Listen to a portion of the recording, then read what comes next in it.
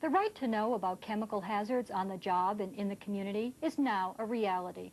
Labor unions with community groups from all across the country have won these important rights, the first step in protection from injury and disease at work.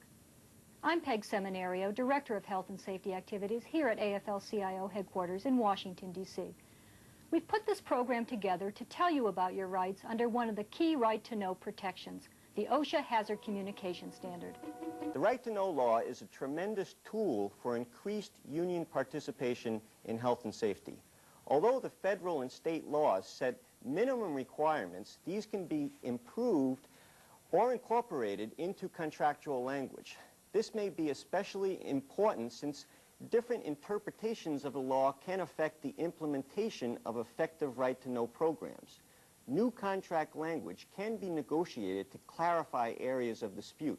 Just getting the information is really the first step, and the process of building the committee and getting the information and building the committee is one that leads us towards correcting the problems, because getting the information is the easiest part. The real bottom line on some of this stuff, from my viewpoint, is are our actions here building the local health and safety committees? I mean, all of this stuff relies on a strong in-plan committee backed by a local union, backed by an international union. I mean, without that, if any of these tactics, if the tools that we use, the OSHA Hazard Communication Standard, don't end up building those local committees, then somewhere along the line the process is going to fall apart.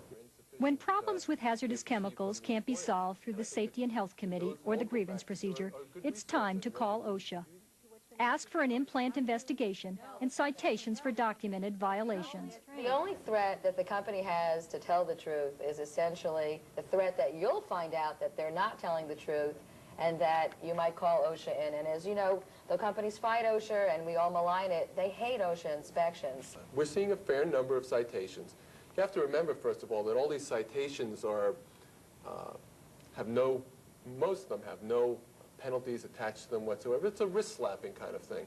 But it does begin, some of the employers who didn't begin the process when they first started, when they should have, or when 86, when they were supposed to have finished, do begin when they finally get cited by OSHA. So it is a process that's beginning, and it provides some sort of function, and it's a threat.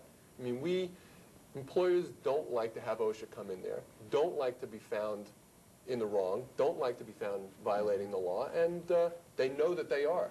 And so again, I guess just to make the point as strongly as we can, that don't give up. In fact, it's going to be those efforts of pushing forward, challenging, establishing new territory in this area where we're going to get chemicals identified, chemicals covered, and the hazards fully represented.